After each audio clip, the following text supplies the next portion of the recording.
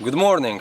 So after some brutal, crazy, relentless, vicious bicycle ride, I eventually managed to reach this strange destination of mine.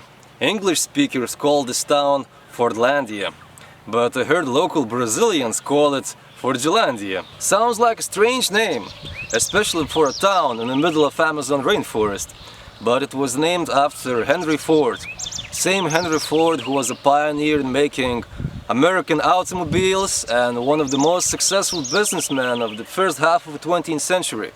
So he was the one who founded Fordlândia, and it was also his greatest failure, they say. An elderly gentleman that I met this morning told me that with a hairstyle like that, I must be either a drug trafficker or a junkie, or I'm a homosexual. But actually I'm neither of those things. I'm straight, I have no drugs on me, and last time I got high was a really long time ago. And then he said, so you that crazy gringo came here with a bicycle yesterday. You should be completely mad. Well, I don't know about that, but one thing for sure. Anywhere you go in Brazil and Amazon, all eyes on you. So all this town is already talking about me, apparently.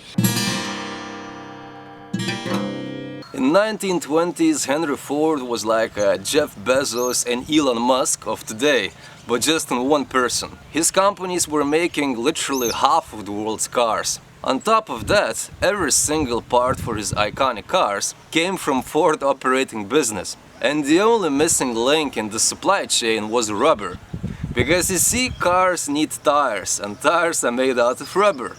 And back in those days, all of the rubber came from Southeast Asia, the native land of the rubber tree. So Mr. Ford had to get it from there, and it wasn't too cheap. So he came up with a solution and simply bought 2 million acres of land in the middle of Amazon rainforest to plant his own rubber plantation. So essentially Henry Ford, he wanted to make his own little rubber empire in the middle of Amazon rainforest. So soon after this purchase, a bunch of Americans showed up on the eastern shore of Tapajós River, and they brought all kinds of tools and gear and started building massive infrastructure. Locals told me that this old building was a warehouse where Americans were thinking to store the rubber before it was shipped elsewhere, because we're right on the shore of Tapajós River. Well, who could tell? One strategically well-placed empty bottle of vodka. Yasko!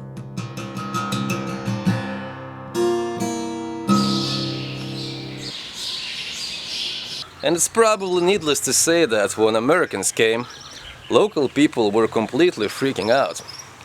Because even today this part of the world is quite remote. But back in those days, this was still the wild, wild Amazonia. And out of a sudden, you got a bunch of Americans building this town in here. And they have electricity, they have clean running water. And from what I read, back in those times, in this part of Brazil, the concept of salary was almost unheard of. It was unknown. So for local people, this was a brand new world. And it was pretty much of a brand new world for Americans too.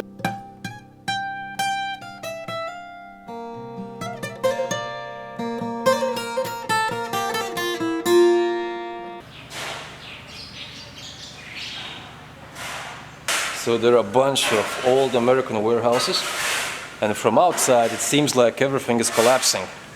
And maybe it is, but there is still some action going on. There are some dudes doing something inside, working. This is where you can see the old school American ingenuity, all kinds of machinery from back in the day.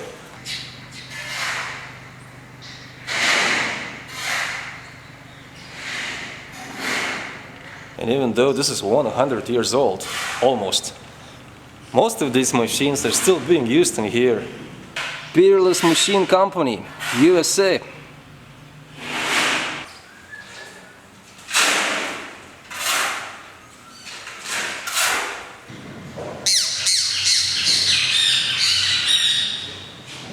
As you can already guess, Fordlândia was a massive failure, even though it was a massive investment. Ford tried to bring American style of living into the Amazon. So his workers, they had to live in these American style bungalows. Alcohol, tobacco, and even presence of women was prohibited because that was a distraction for workers. And most of local Brazilians quickly got fed up with the system, and some of them just simply walked away.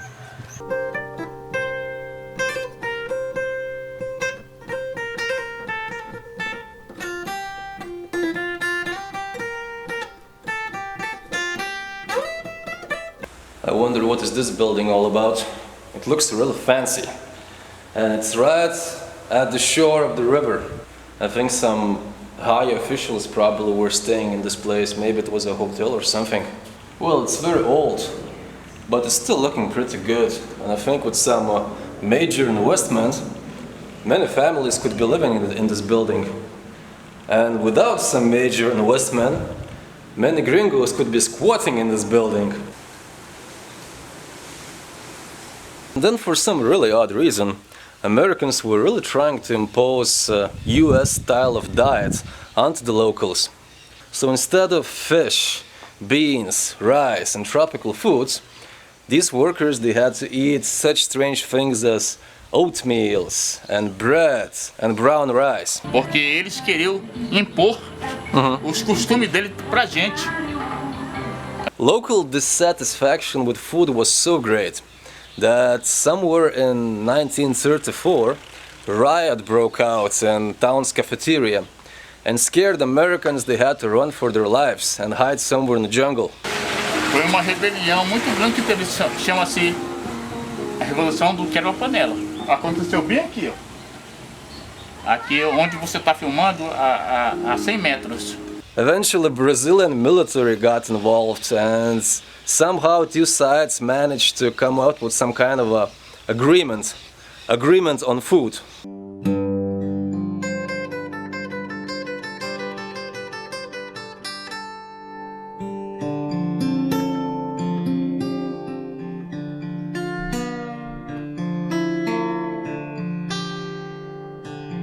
So you may negotiate with people, but you can't negotiate with nature.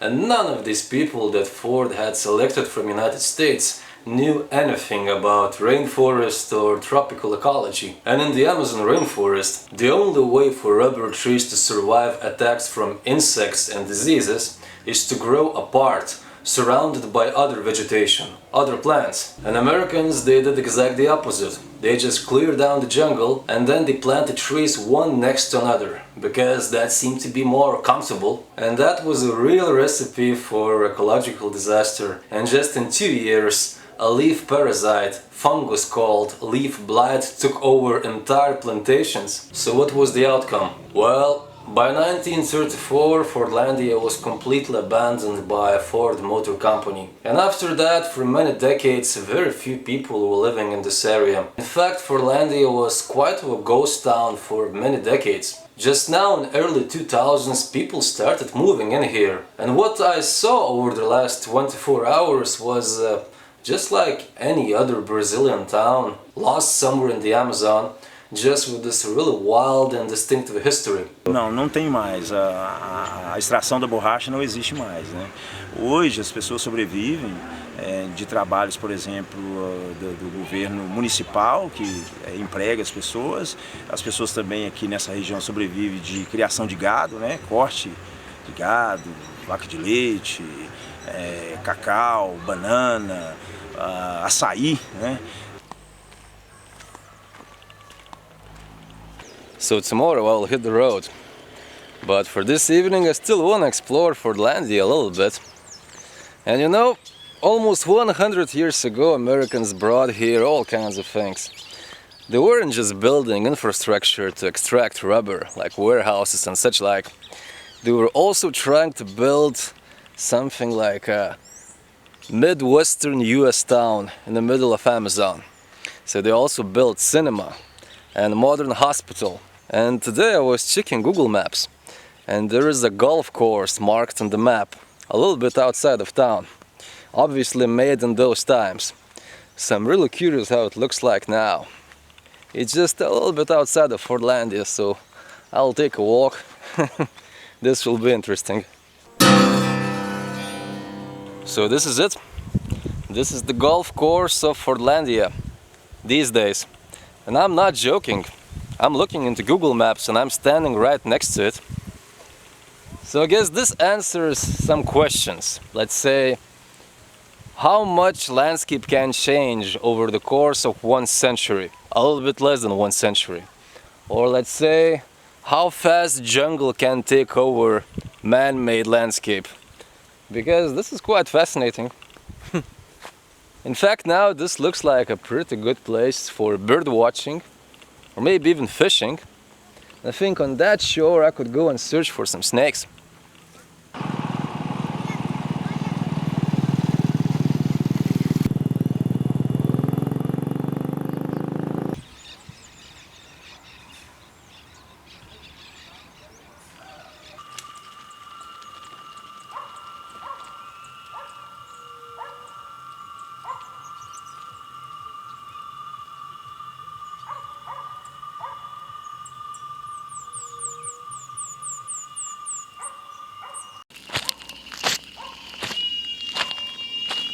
So the time has come for me to leave Fordlândia, and I really want to just cycle and dive deeper and deeper into the Amazonian region and eventually leave these farmlands and dive into the rainforest. However, I will cycle back the same way I came here, and this road was so crap. It was so crap. Even by Amazonian standards, it was horrible. So now sun is going down, and I will try to cycle through the night, and I will try to push as far as I can. At least at night sun won't be butchering me so hard, but still this will be a mess. And I have really low expectations of seeing any wildlife tonight, because it's just farmlands around.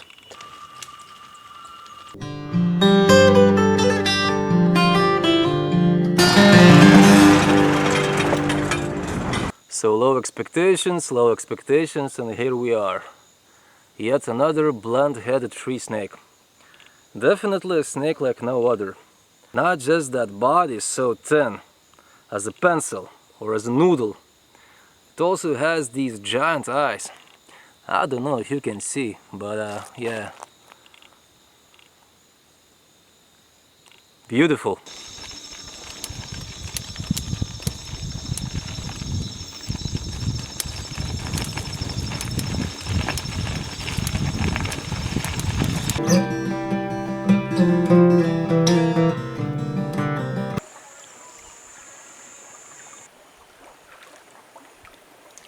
Water filter is a great invention of our times, but it always takes so much time. So much time! This is some spoiled gringo talking.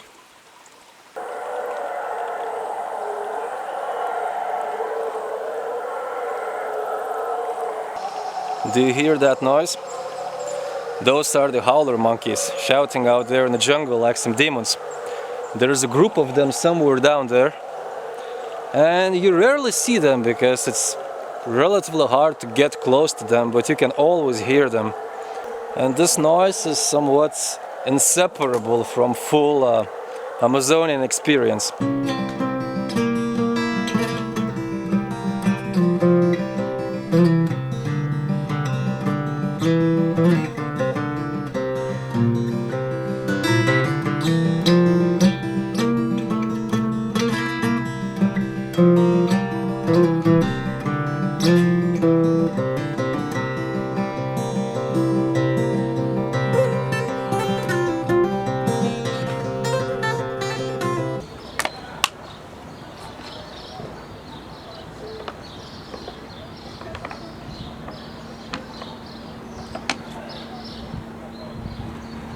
So I guess there's little I could add. This is one really brutal and really dusty ride. But I knew where I'm throwing myself into, so it's a part of the package, you know. At least there are these giant gas stations from time to time, so I can take a shower. But I guess from now on, this will be the Trans-Amazonian Highway. I think it is the end of the pavement, so for the rest of this trip, for the rest of Trans-Amazonica, I'll be eating dust, a lot of it. I'm so dirty. So dirty.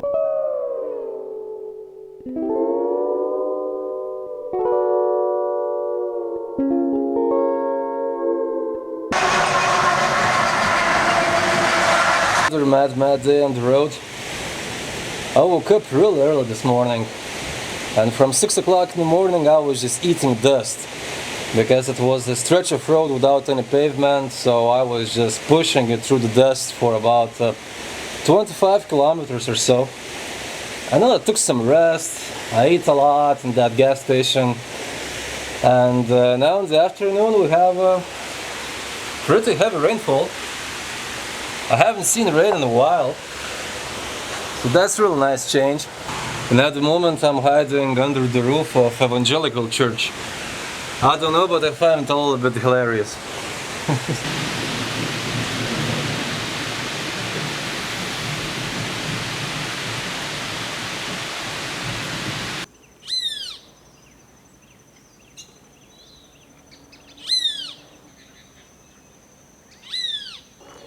Yet another beautiful morning along Trans-Amazonian Highway. And those who are watching my channel for a while now can probably tell that this pattern of my life lately kind of repeats. I just end up somewhere at night, and then I desperately search for some place to sleep, and then I can't find it, so I throw myself into some really odd locations. Like now I'm somewhere in the middle of the fields. This is the great Amazon rainforest, or what's left of it. Some farmlands. Here we got some, this is oven and some porch, and that's my tent. Wow, it was a really odd night. It was raining a bit.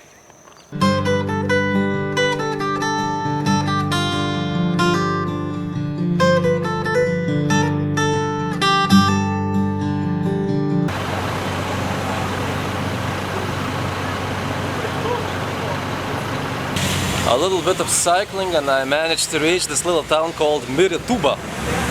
And now I need to cross the river, take a ferry to the town called Itaituba. And this will be the last bigger town in a long time. So I think I'll sleep there. I'll need to search for some accommodation.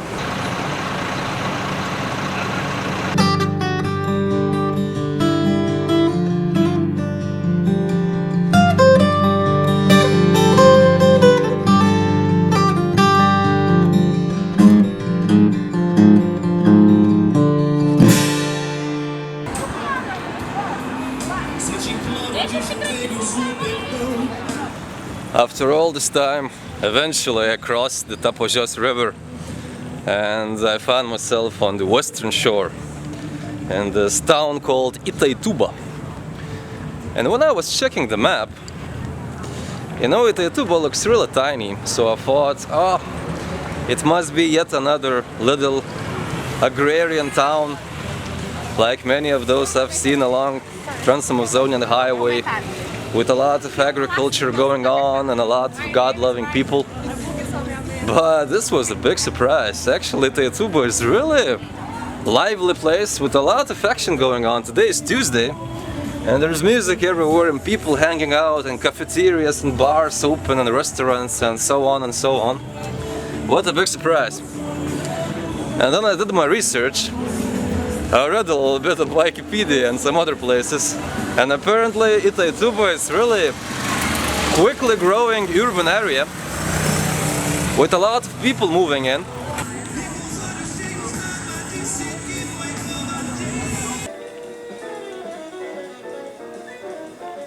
So this is how my life of a hobo looks like. You got some mess on the ground, you got some mess on the bed, in each and every corner. And it is messy, but I make some kind of a sense out of this mess each and every time while listening to John Coltrane. And if you didn't know, my friend, Listening to John Coltrane is beneficial to your mind and especially beneficial to your soul, so you better try it. So you know, I really like it here in Itaituba. I even managed to find myself this cheap hotel just for 70 reais for this glorious room. That would be around 13 euros or something like that. Relatively cheap. And Itaituba marks a really special new chapter of my journey. You see, in Amazon region, everywhere were man-made roads, environmental destruction followed. And Trans-Amazonian Highway is arguably the best example of that. It cuts straight through Amazonia, and soon after this road was made, all these little farmlands started to appear all along its length. So far as I was cycling, most of what I saw along the road were just farmlands. And in order to get into the jungle, I had to cycle really far away from the highway. But from what I saw on the map, starting from Itaituba, situation will change quite a bit. Because from now on I will dive really deep into the Amazonian region and there will be less and less farmlands or no farmlands at all. So I guess I'm about to enter this really remote area of South America, actually really remote area of the world. So I was just checking the map and next town called Apu is 650 kilometers away. And next bigger town called Humaitá is more than 1000 kilometers away. And I can't wait for it, but I'm really preparing myself. I'm getting myself all kinds of stuff just in case, checking my bicycle and so on and so on. So to all of you my friends who are following my bicycle travels up to this point, I want to send you best wishes from Itaituba. I'm quite sure that some really adventurous, crazy, lonesome, savage and wild days and nights are waiting for me in the near future. And I will try my absolute best to capture that on video. But for now, I really need to take a good rest. So, good night my friends. I'll see you down the road.